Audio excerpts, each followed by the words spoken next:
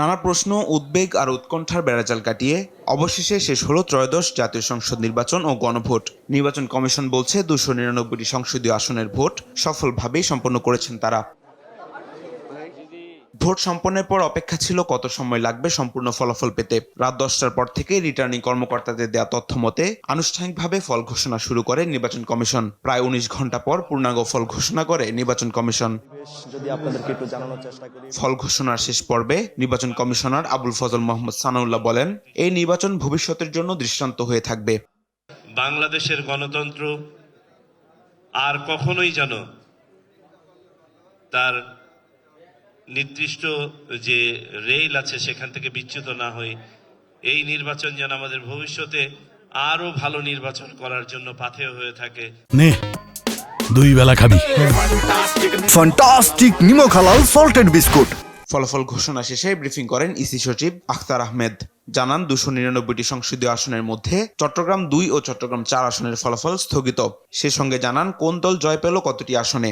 মাননীয় আদালতের নির্দেশনার কারণে চিটাগংয়ের চট্টগ্রামের দুটো আসনের বিষয়ে বলা আমরা রেজাল্টটা জানাচ্ছি না।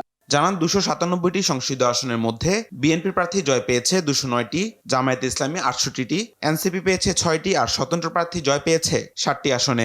বাংলাদেশ জাতীয়তাবাদী দল বিএনপি 209টা আসন তারা পেয়েছে প্রাথমিকভাবে আমাদের কাছে যে তথ্য আছে সেই অনুযায়ী।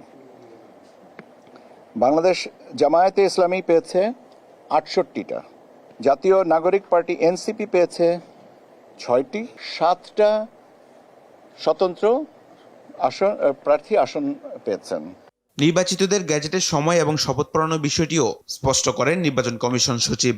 গেজেটগুলো একসাথে পাবলিশ হবে, একটাতে আলাদা আলাদা না, একটা অর্ডারে, একটা গেজেটের অর্ডারে এটা পাবলিশ করা হবে। আমাদের প্রস্তুতি আছে, আমরা এখন ওই লিখিতভাবে যে সাইন পেপারটা পেলেই আমরা কাজটা শুরু করব। সম্মানিত সংসদ সদস্যদের কে শপথ করাবেন এটা বলার এখতিয়ার এই মুহূর্তে আমার নাই, আর আমি এটা বলতেও চাই না।